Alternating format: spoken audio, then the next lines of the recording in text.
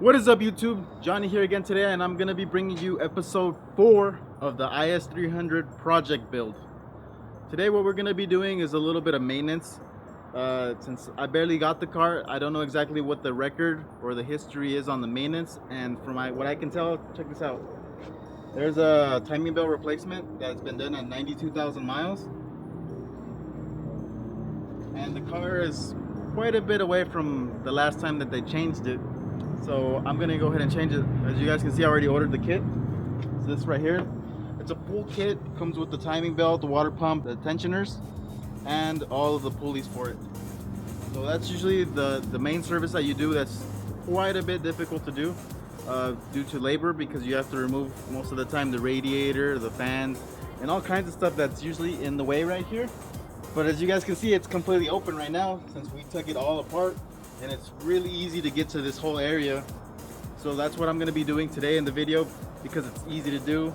And since I'm going to be daily driving it, you know, I want it to be reliable, and not knowing when that timing belt was last changed, it's kind of an iffy situation because it could pop at any moment. So let's go ahead and do that. All right, so let's get this episode started. First thing, we need to remove this accessory belt, or the serpentine belt as they call it at the auto parts places. I'm gonna go ahead and rip it off. It's already pretty damaged from the accident somehow.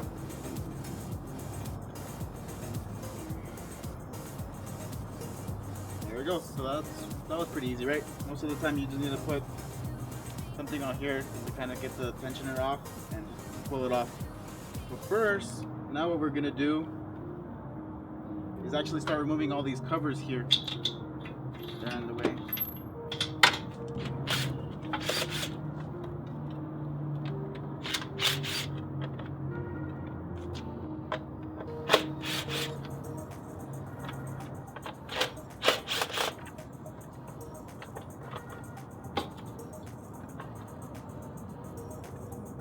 So it's the first cover. So now we took off this one. Looks like the cover for the timing belt is actually 3 different covers. So let's go ahead and take off the second one, which is this one. Looks like it ends right here. And as you guys can tell right there, this is the broken one that I have. So I'm just gonna go ahead and take it apart.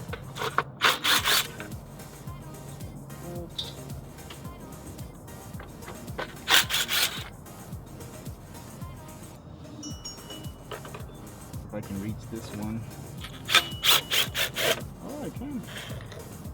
Sweet, got this one out. Thought this bolt was going to be a little bit more difficult because of the pulley. So there we go. This is the one that I need to buy, because we don't want any dirt or moisture getting in between with the belt. That's why they have covers on them to protect them. So we're going to get one of those. But luckily, since it's easy to remove, looks like I can put it all together, put everything back together, and I can hold off on that one because I don't have the part yet. I didn't even know exactly what I needed yet. So now that I do know, I can go ahead and look for it, see where I can find it. So let's go ahead and continue taking this apart. So what we need to do is possibly take off the belt tensioner, which looks like it only has 3 bolts.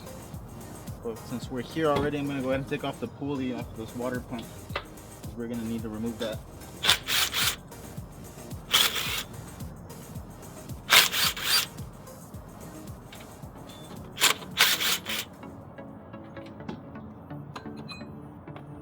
Pulley.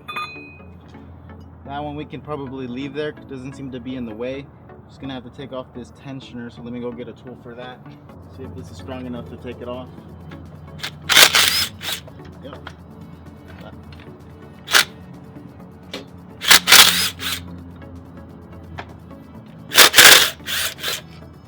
There we go. That wasn't too difficult to remove. Looks like we still got a. You guys can look in there. Part of the belt actually came in here and got all tangled up. There we go. That's good. Got that removed. So right now, at this moment, before we even get anything else taken apart, what I want to do is line up the timing. As you guys can see right here on the pulleys themselves, they actually have timing marks. They have one there and one here. So what I need to do is line them up perfectly up top, and then this pulley down here should have a mark somewhere. and it'll line up with this. So we want to get on that 0 mark. So this is just basically to check your timing, make sure it's proper. Another thing that help you is that it does a full loop. So even if you put the marks all correctly where they go, the first piston could be all the way down. So what you want to do is actually take out the spark plug, put something in there so you can tell that the piston came all the way up, and then that's when you know your timing is set perfectly. That way, before we take off the belt, we already know that the timing is correct. Take off the belt, just put the new one, and we should be good to go.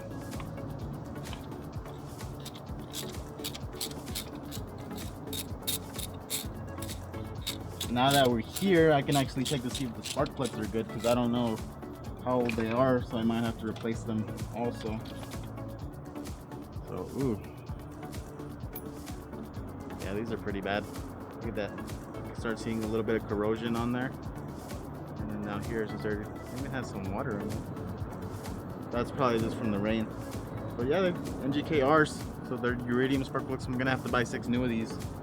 Probably do those later. It's just something simple, something that can be easily replaced later on. But right now, my main focus is just to do the timing belt, because I can actually replace these even after I put it all together. Something simple to do. So let's go ahead and continue. I just use one of these, basically just an extension to be able to tell where the piston is at. So I can just put it in there and it'll sit on the piston, and then as I crank it, so now what I have to do is get this actual crank pulley and turn it until I get the piston all the way up and all the timing marks aligned properly.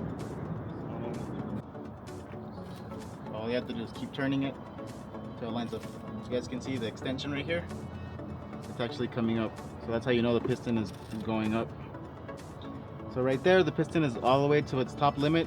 So you guys can see the marks are still down here. So I just have to keep turning it until everything lines up properly. That way I know when the timing is set.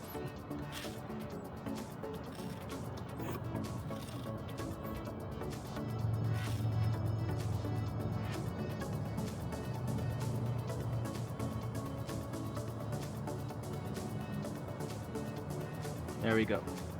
This is the timing mark down here on this pulley. See how it's marked in white, and it's actually directly on the 0. So we got these ones lined up also. And the piston is all the way to the top. So that's actually how you want it. I think they have it at 10. There we go. So you see these little bumps right here on top? Those are supposed to line up with the marks on top of these.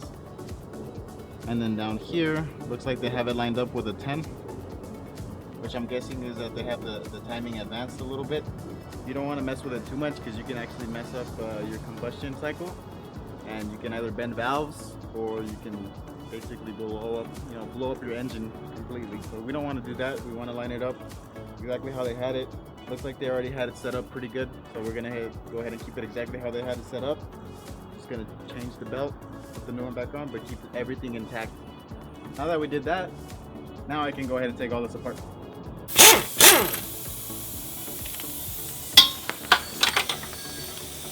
Well, that was a lot easier than I thought. Okay, I finally got this bolt out. These crank pulley bolts are always the most difficult bolts to remove on a vehicle. You have to have a really, really strong gun, or you actually have to have an extended bar to be able to break it. A breaker bar, basically. Be able to get it to crank over a little bit. Took me a while, but I finally got it. Now what I'm gonna need is a puller to be able to pull out this pulley right here. Something that grabs it from here, around here, and it actually pushes through here in the center and pulls out this pulley, because right now that pulley is not coming out. It's probably been in there for a couple of years that it hasn't been removed, and this bolt was in there for quite a bit, so it was very difficult to remove. But it wasn't corroded or anything. They just take a lot of pressure to keep it in place.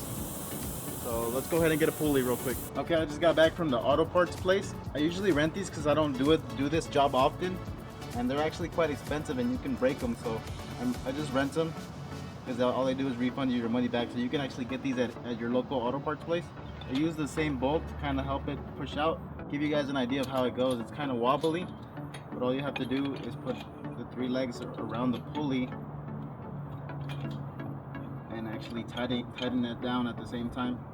It's a lot easier with the pulley. As you guys can see, I'm taking it off with my hand, but you can actually use a socket here to do it with the gun or whatever. I think the pulley's about out. I just used the bolt because I don't want this to damage the actual area where the bolt goes, and then it just makes it a lot more difficult. I think that should be out. Let's bolt down. And there it is. The pulley is out. Now to continue, we're gonna have to go ahead and remove this cover.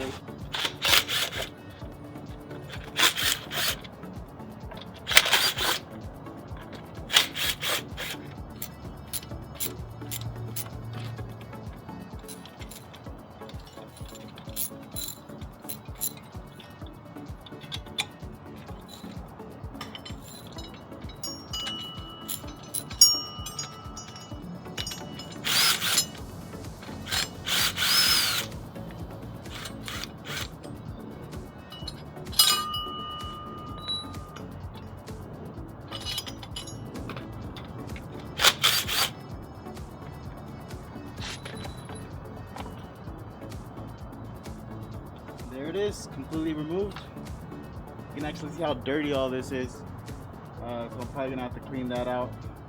Timing belt was already a little loose, so it was probably a good thing that I decided to change it. Might have ripped at any given moment. The tensioner might be a little bit weak on it. Go ahead and remove everything. So let me line this up again because I de-lined it a little bit. Alright, now to be able to remove the belt, we're going to go ahead and remove the tensioner, which is going to be this right here and this spot right here. I have the new ones right here, so that's how they're going to go on there. Give you an idea, make sure we got the right ones. I'm going to go ahead and remove that. We're going to need a little Allen wrench. Luckily I have one right here. We know that that's loose. So now what we're going to need to do is it actually has two 12mm bolts holding the tensioner. You guys can see here. Two bolts hold this. That's how it is there, so I'm gonna have to remove those. They seem to be at a bit of an angle, so I'm just gonna bring it down from underneath.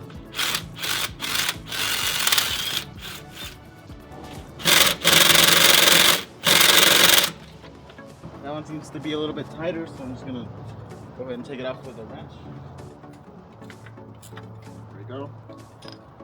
Loosened it up a bit with the ratchet.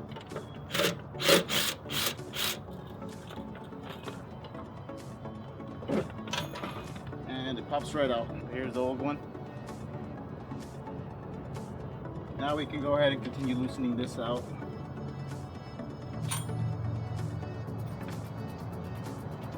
There's the timing belt. Okay, so now that we have all that taken apart, we can actually see the water pump completely. So it's all this whole spot right here. The only thing that seems to be holding it is the alternator. Looks like the alternator is bolted on it right here, specific bolt. We're gonna have to loosen that up, and other than that, it's just like a bunch of bolts over here. So that should be pretty easy. So I went ahead and used a little extension here just to help me out. You don't want to put too much force on it, and then you actually, you know, it slips and you hit yourself. Bolt. Cut it off.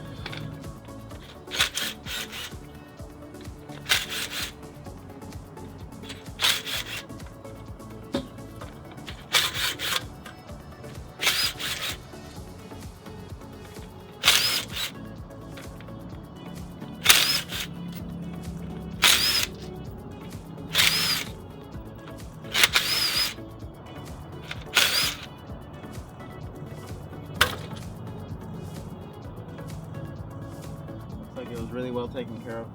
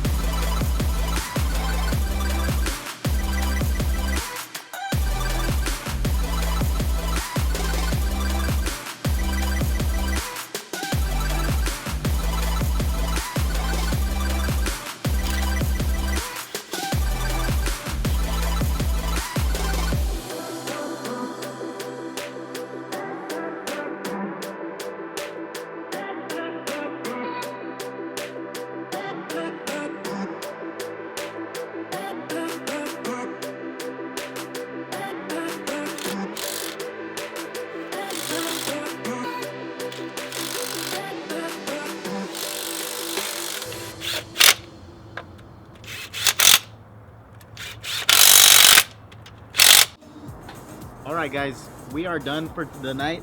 As you guys can see, take a look at this. We put it all back together. The cover's just on here. I still need to get this cover at the moment, so I'm not gonna put it on there, but that's all I need to put back together. Probably get a new serpentine belt, because the one that I had was already ripped. But we're gonna leave it at that for tonight, because as you guys can see, it's dark outside, and I still need to go find a little bit of extra parts.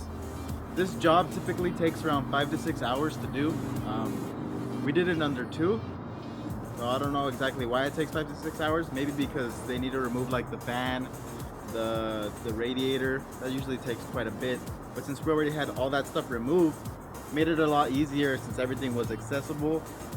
And my guns were able to fit in there. Because if I had all that stuff on there, it actually would not work. So yeah. Alright, thank you guys for watching. Make sure you leave a like. If you have any questions, go ahead and leave them down in the comments below. And I'll see you guys later.